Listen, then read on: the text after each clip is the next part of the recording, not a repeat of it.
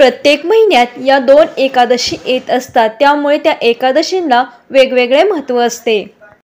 उद्या आलेली पुत्रदा एकादशी ही पुत्रप्राप्तीसाठी आणि संतान प्राप्तीसाठी खूप महत्त्वाची मानण्यात आली आहे।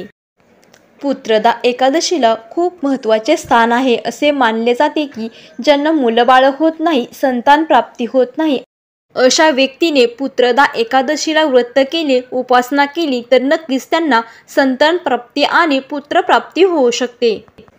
तसेच ज्यांना मुलंबाळ आहेत अशा व्यक्तींनी पुत्रदा एकादशीचे व्रत केल्यास त्यांच्या आयुष्यातील सर्व अडीअडचणी दूर होऊन यशाचा मार्ग मिळू शकतो।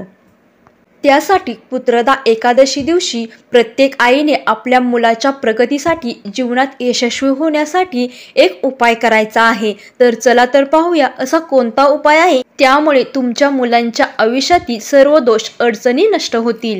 या एकादशीला प्रत्येक आईने आपल्या मुलावरून अशी एक गोष्ट ओवाळून टाकायची आहे की ज्यामुळे त्याच्या आयुष्यातील सर्व दोष अडचणी नष्ट होतील।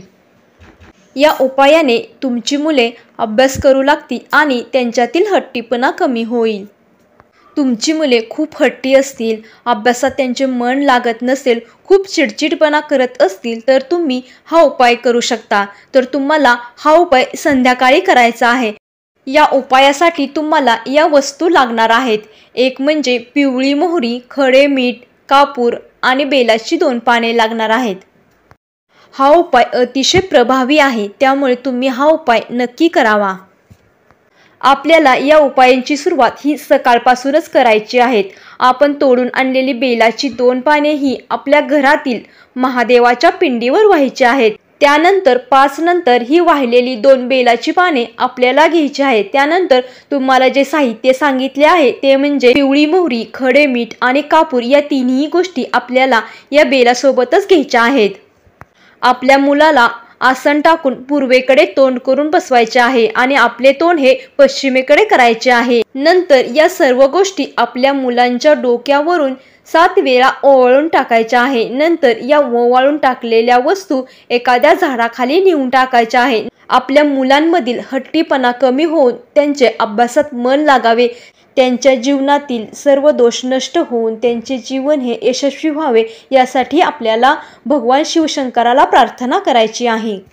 बघा, हा खूप अतिशय सोपा आणि साधा उपाय आहे। तुम्ही हा उपाय करून पाहिला तर नक्कीच तुम्हाला अनुभव येईल। या उपायाने तुमच्या मुलांच्या जीवनात नक्कीच बदल होईल, त्यांच्या जीवनात येणाऱ्या सर्व अडचणी, दोष नक्कीच दूर होतील।